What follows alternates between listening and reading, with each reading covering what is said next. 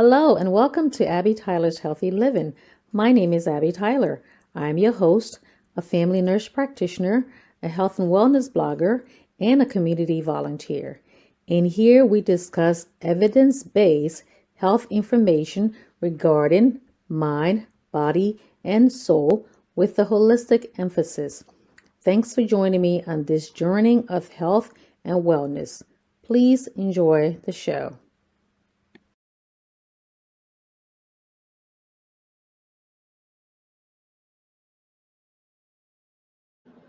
Hello, Atish Ellis. Welcome to another weekly show. My name is Abby. I'm your Healthy Living NP. How are you guys doing? Hope all is well. Please invite others and, get everybody on. We're going to be talking about breast cancer awareness today. Please give me 1 second here. I'm just going to turn off this something this noisy in the background there. So just give me 1 second. I'm just going to play this while I go for 2 seconds, okay?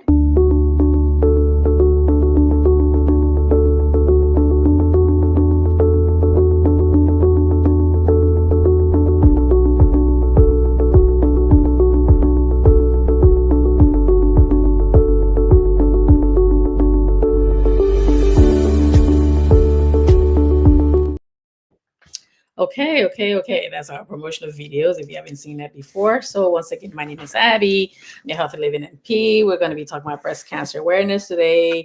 Please invite others. Please share the show. Please share the show. Please share the show. You guys share a lot of other things. Just share the show, okay? And invite others. Also, as always, my disclaimer, I'm a provider, but I'm not your provider. So please do not make any changes to your regimen, your treatment, or anything without checking with your own provider. Okay, that goes with everything because I sit somewhere and I hear people talking and they change their regimens. Okay, but share the show. Okay, so let's get right into the show here. Let me just go back and put my glasses on again. Hope you're getting your eyes checked at least once a year or as recommended by your eye doctor. Okay, so let's get to our banners here. Okay, so as you can see there, breast cancer awareness. So we're going to talk about our risk factors. Okay, so anyways, people are talking about cancer. So what is cancer, by the way? We talk about that. Cancer is a group of over 200 different diseases in which abnormal cells multiply uncontrollably, destroying the body tissues or functions. Cancer can form in almost any place in the body, and each cancer is named for the tissue type or organ in which it begins. Okay, so today we're talking about cancer in the breast. That's what we talk about, breast cancer. Okay, so alrighty, some of the stats. Like I always say when I talk about stats and all that, 1 in 8 women will be diagnosed with breast cancer this year. For Black women, we have an aggressive form of breast cancer, and we're more likely to die from breast cancer. Okay, so the most important thing doesn't, I'm not saying other people can die from it too, but we always get like the most aggressive kind, all right? But that don't worry about that because we're going to talk about, ways to rational risk factors and how to screen for that. And the 5 year survival rate can be almost like up on like 89% depending on your cancer at the stage you were also diagnosed from. Okay. So again, like I said, make sure you go in to see your GYN at least once a year or as often as they tell you to go, depending on your age group and all that. If you still seeing your period, and also after you're seeing your period, you and your GYN can discuss how often they want to see you. Okay, because when you're there, they also do your breast examination and they also go through the mammogram and all. Okay. So let's get right into it. This is not an exhaustive list, so don't say, "Oh my goodness, she didn't mention this part and she didn't mention that other part." Okay, so for your risk for breast cancer, being a woman. Okay, being a woman, meaning also in this case, if you're female, assigned at birth, meaning you're born a woman. Okay, you have a higher risk as you get older. Age just makes it, when as you get older, you get exposed to other things, life experiences, and all that puts you at a higher risk of getting certain diseases. So doesn't mean you can get it when you're younger, because we have one again, like I said, my classmate from back home. She has this group called Tiger Lily. Her name is May Kamo. She got her breast cancer very early on in life and all that. So she has this awareness group. You should check her out. Okay. So everybody's at risk for getting breast cancer, okay? But average risk, meaning that you don't have any immediate other risk factors that we can say you're not higher risk for breast cancer. Okay, so what's your average risk? All right, and remember now, some people get this without even having any kind of breast cancer history. Okay, so no personal history of breast cancer, right? You didn't have it in the past. Nobody in your family, like your mother, sister, let's say grandmother, also nobody in your has that. Also on your father's side too. So it's not just your mother lineage, you're also your father lineage too. It's higher with your mother's side, okay, but also your father lineage too.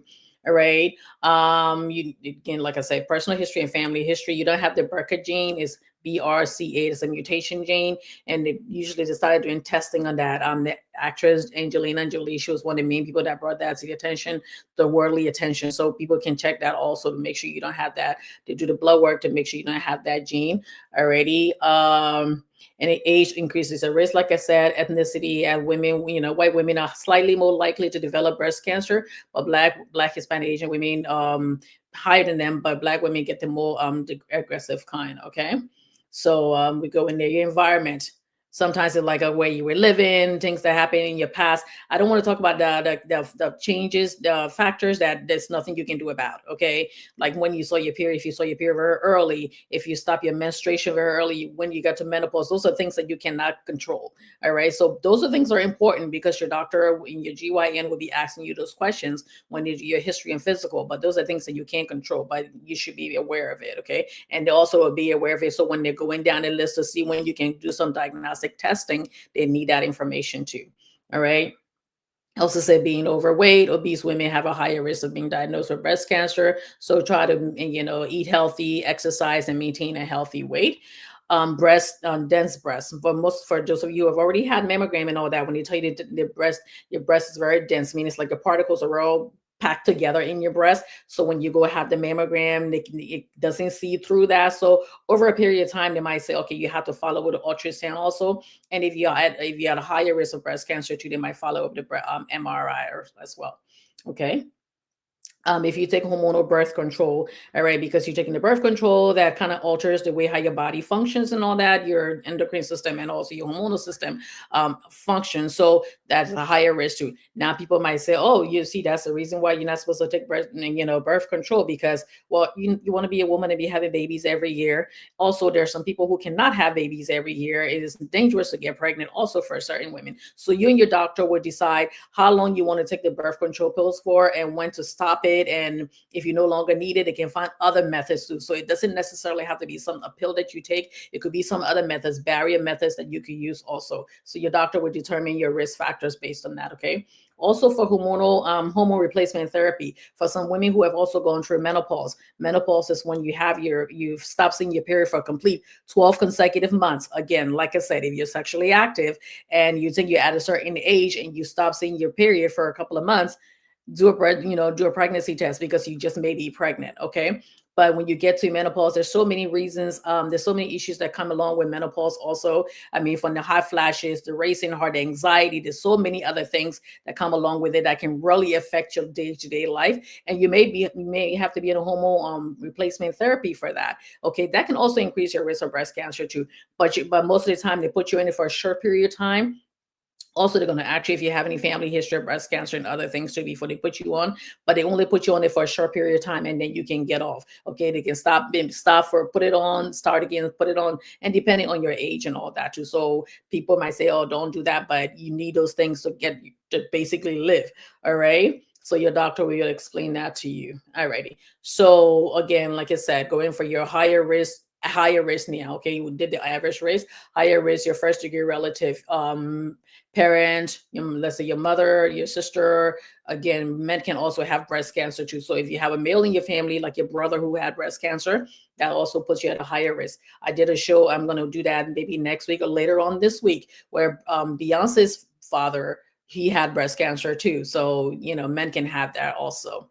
All right. Again, going back to that BRCA gene, the BRCA, the mutation gene, you can do that. If you had any chest radiation therapy before the age of 30, let's say you had breast cancer before, you had some kind of cancer or anything else that you needed to have radiation to that area, that puts you at a higher risk also. Okay.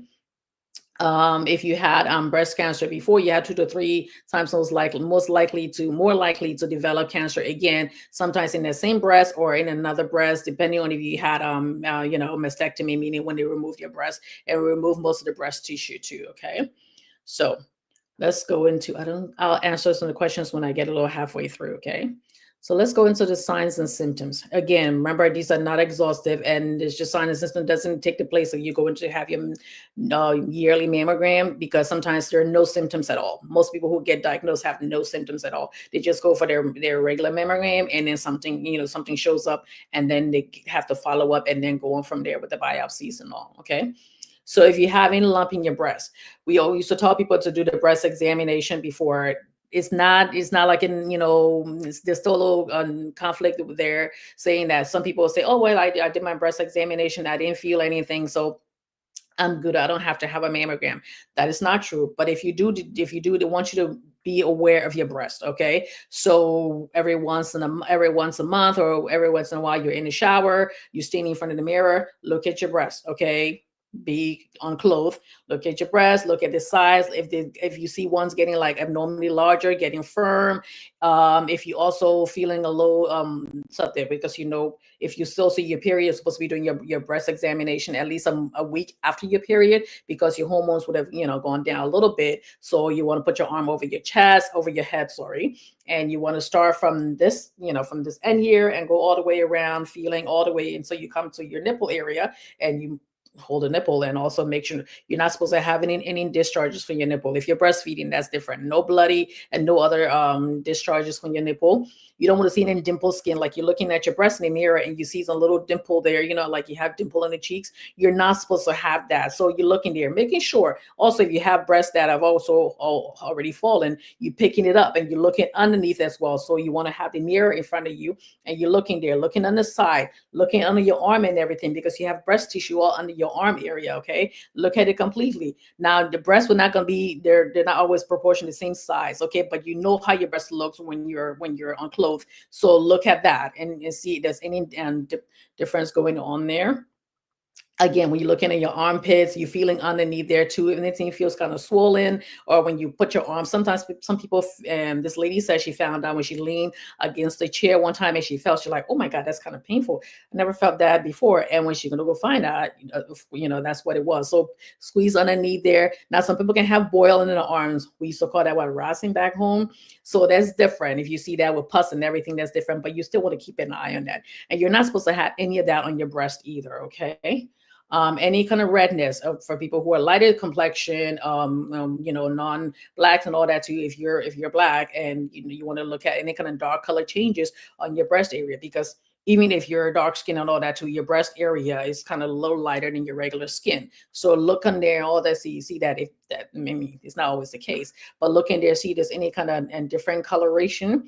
All right, discoloration. Again, I go back to swelling of the breast. Not when you're about to see your period, because when you're about to see your period, your breast gets a little swollen and all that to the body, getting ready to thinking it's going to get pregnant. So it starts getting prepared for, eventually giving birth and all that and breastfeeding. So that's the body's natural function. But after your period, if you're not pregnant, the body's like, guess what? She's not pregnant. Get the breast back down. So, but if you're seeing that and you're feeling it again, you're feeling and it's hard and it looks different. You know your body. So take that to your doctor and get that. And pain. Sometimes the pain that you're having, or sometimes the swelling that you're having, or the discoloration that you're having, is not necessarily breast cancer. Okay. So I don't want to scare anybody about it, but it's not something that you want to say, maybe it's something else. It could be something else. Just bring it, it's like, okay, I'll make an appointment, go to my doctor and all, and see what I can do. If you have a male doctor and you don't feel comfortable with, depending on the practice that you go to, they may have a female doctor there. Even if you have a male doctor, even if you have a female doctor, there's always somebody else in the room when they're doing the breast examination. So you don't have to feel that way. But if you're the kind of person who say, I don't want this male doctor doing this to me, when you do go to that practice, you ask before, establishing care with that practice, that I don't feel comfortable doing this. It could be for any reason, for religious reason, or you just don't feel like it. Some people had the issues in the past that they may not feel comfortable with another man touching them like that. So if that's the case, call ahead and say, I want to establish care with your practice. I just want to know if I ever need any kind of GYN from, care of that, or especially if you're going to GYN to your family doctor, I want to know if there's somebody else can do it. If they say I don't have that and you don't feel comfortable, you can always go to somebody else. Okay.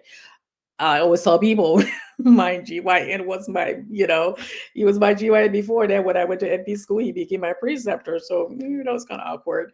But it's like I trusted him long in, and then we did stuff together. So I already care together. Alrighty. So, but just go ahead. If you feel that you feel uncomfortable, you know what your breast is.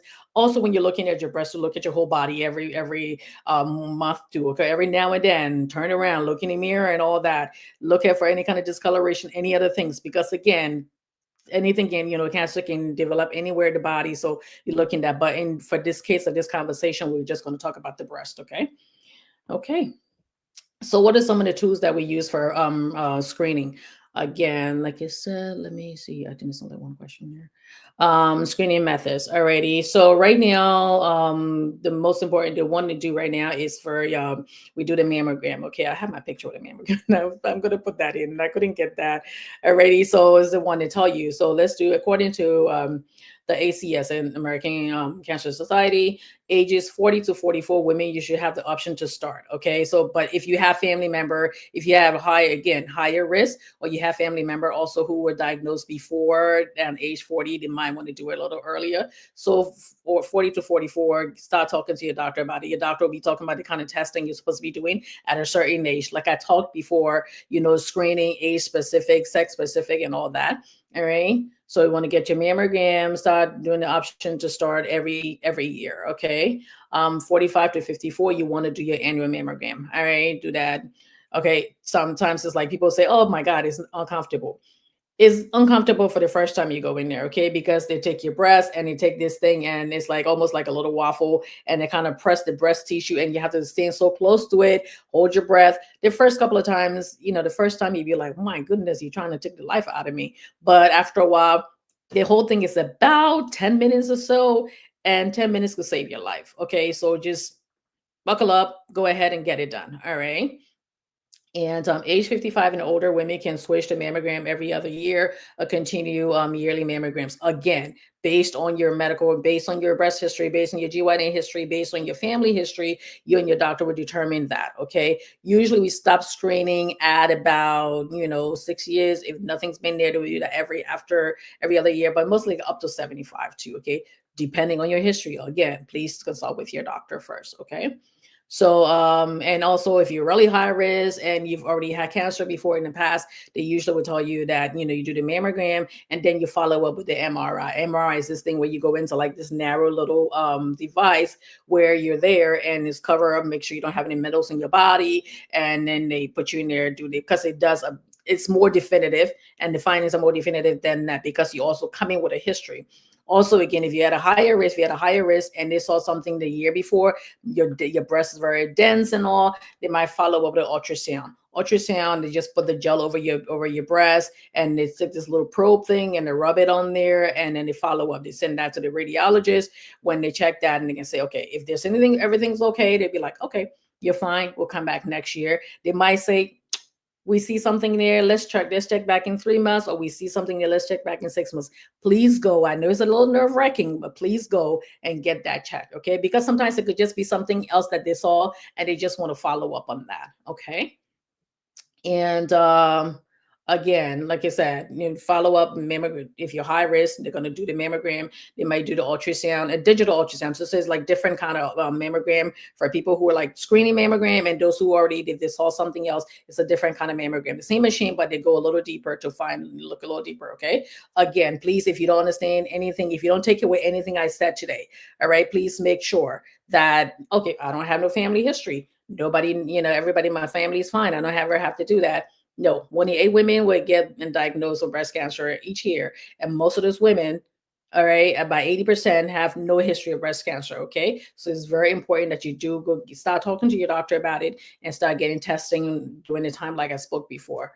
All righty. So let me just go in here and see if there's any questions before I go to the last one.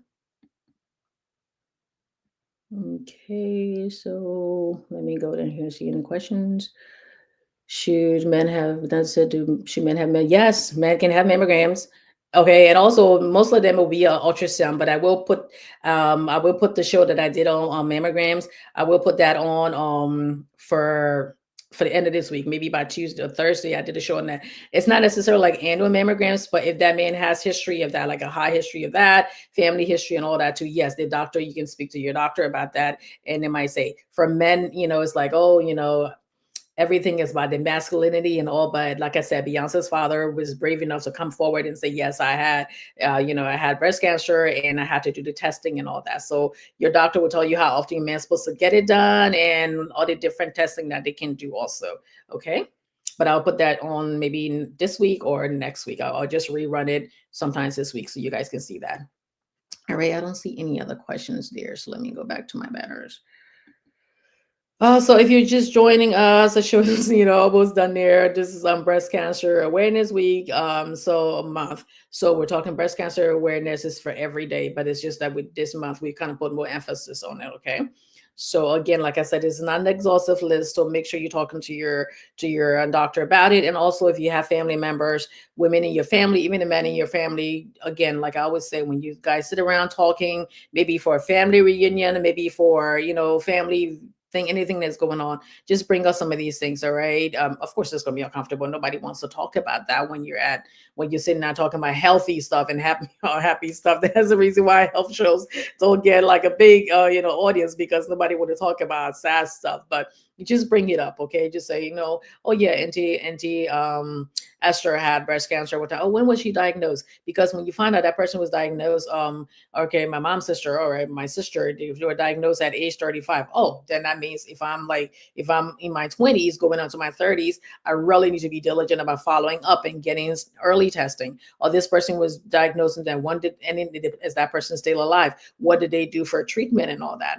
Okay, so if there's any reason why they find out there's any kind of cancer going on, all right, there's different thing they're going to do. They can do scan, a biopsy, meaning they can take the needle biopsy, where they go right into the breast, right into wherever they found the questionable tumor or mass, go in there and just put some anesthesia, of course, and take it out and then send it to the lab and that can test it. If there's anything there, they can also say, we're going to come back, we're going to cut the tissue up, cut the breast open a little bit, incisional biopsy, go in there and take the tissue out and send it to the lab too, and you check that. Then going on from there, your doctor will determine, what treatment to go based on, and determine, like, say, if you were diagnosed at what stage. There's stage 1, like sometimes like almost 0 to 4. All right. So they can determine that 1 is like, still treatable, 2 is kind of treatable, 3 also. But 4, usually when you tell you that the breast is the tumor is like one place, if it has spread outside the breast, if it has spread into your lungs, because that's usually the way it start going into your spine and all. So they'll tell you that. Or and the treatment may be based on what stage you are when they found it, or they can say if it's really low or like questionable, again, they can say, let's watch and wait and see. We'll come back in 3 months. We'll come back, 6 months. Again, if you're still seeing your period too, because you still have all the hormones still running into your body and all that, they may be a little bit more aggressive. Doesn't mean that they're not going to be aggressive when you're 50, after you've seen your period and you reached into menopause. But the hormones kind of make it a little bit more that, okay, yes, we have to be urgent in what we do. Okay. So what are the benefits of early screening? All right. Early detection and care for the breast offers several significant benefits. All right. So let's go in there. More treatment options. One of the first thing is more treatment options. Identifying breast cancer in its early stage often provides a wider range of treatments options, including less aggressive interventions and increased chances of successful outcomes. Okay. Again, like I said, early detection is key. So if they can find that early and they can say, okay, we can do this, and this and all that. We're not tied down to like limited treatment because you're still at a very early stage. Okay. Improve survivor rates. Early detection is associated with higher survivor rates. In one study, annual mammograms starting at age 40 show a 40% reduction in death from breast cancer. That's a big deal. All right. People might say, oh, well, I wish it was 100, but we're talking about science and other things here too. Again, remember now, people are coming into this with other medical issues too. All right. The other one is minimize treatment intensity. Early stage breast cancer may require less extensive and less aggressive treatment because depending on where you are, they might say, okay, we're just going to go in there and take out the lump and kind of do a little bit of radiation, chemotherapy, and move on from there and then follow through. When it gets so late and you're talking about taking out the entire breast, and most times now if they take out the entire breast, they also do the reconstruction while you're there. Your insurance usually kind of pay for it because usually it's like they say when you go in with two, you shouldn't come out with none. Some people decide I don't want a new set of breasts. I just want to be like that, and you can choose to be that. People might. I was in a discussion before where people were saying, "Oh, that's kind of vain. You should be happy that God bless you and you didn't die. Why do you want to get a new breast?" And all that's individual, okay? Because you don't feel like you need to do that and all. Doesn't mean somebody else doesn't want to do that because it's all part of your feminine part, okay? It may not mean anything to some people, and it may mean the entire world to somebody else. So just give people grace, and if they decide to go for it, don't put your individual whatever beliefs on that person. Let that person decide to do that and be comfortable with it. Okay. Also, for those of you who have also had breast implants before in the past, for what other reason, when they're doing the breast scans, when they're doing your mammogram and all, you let them know that, and there are different additional screening that they have to do, and based on that too. Okay. And also the last one is preservation of breast tissue. In some cases, early detection enables breast conserving surgeries. For example, the ability to just, like I said, remove the lump and then instead of moving the entire breast. But sometimes they may have to do that. They may have to go under your arm and also remove all the tissue in there. So the treatment for that could be a little bit more extensive. So it's very important that you get checked as soon as possible. All right. If you forget, usually most hospitals and most doctors' office now can just call you and say, you know what, we have we sorry they tell you okay, you're due for your physical. They might send you like alert, you due for your physical, you're due for your breast examination, all right, for your mammogram, you're due for your you're supposed to get, depending on your age and all that, bone density, because as you get older your bone gets weaker and all that, so they want to check to make sure that you don't get osteoporosis, so if you fall you don't break a major bone. It may be time for your Cologuard and all that, so all those things that your doctor office will tell you that. And even when you do get your mammogram, what I do, I try to get it around my birthday, so I get it done, and then I go somewhere and I buy something nice, and then I sit there and I worry about the results until it finally comes back. Because even though I don't have any that I know of, in my maternal side, I don't know too much about my father, my paternal side, about their history, and also I usually just kind of just try to go as much as soon as early as possible. All right, so it's important. Alrighty, so let me get back here. I don't see any other questions. Alrighty. So again, if you miss most of the show, you can go back and watch it. We talked about your risk factors. We talked about what is cancer, your risk factors, the screening methods. Again, it's not an exhaustive list, so please make sure you follow up with your doctor and get the information. You can go on Susan G. Komen Institute, their website. You can go on Tiger Lily. Look, when I talked about this Liberian lady, I'm about to say girl, but we're the same age, so she's not a girl, but we were classmates at one time. Tiger lady, her name is May Makamo. I think she's on Facebook, and she's also on other social media sites. The American Cancer Society. You can go on to breastcancer.org, and there's so many different resources. You can go on Centers for Disease Control and all that, the WHO website. So go on reputable websites, okay, so you can get that information, all right? And all most important, and like I said, you know your body and you know what's there. And sometimes you may not be able to see all that, and you need a second eye to see that. But it's important that you follow up with your doctor. Okay, every year, get your mammogram, get checked, look at your breasts every once in a while. Look there, you're not supposed to have any dimpling and all. And we all can just kind of like keep our fingers crossed and say, I'll go for my mammogram and pray to God.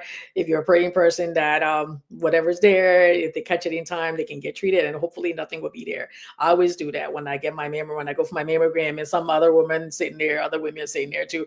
I'm like, okay, fingers crossed. So we all do that when we get in there. It's like, good luck to you, whatever it is. And we just kind of, sometimes we don't say anything, but you just look at each other and know that, we wish you the best. Okay. So I'll do that to you guys too. Fingers crossed. All right. And I wish you the best. So remember, at age 40, start getting your mammogram. Talk to your friends. Please share this show. Please share this show. Please share the show. Comment or even just like and all that too. So it puts it in the memory in the algorithm so everybody can see it, other people who need to see this. Okay, it's not something where like you gatekeeping just one thing. So share the show, share the show, share the show. And for those of you who will be watching now, I say thank you for all your love and support. Those of you be watching later, thank you for your love and support. For your friends and family member who are not on Facebook, I also have Abby Tyler's How to Living page on YouTube. Okay, so you can just go in there, click on there, and watch the show too. All right. Thank you all, and I hope you all have the beautiful rest of the day or beautiful rest of the night and all that. I'll see you on Abby's Daily Dose during the week. Bye bye now.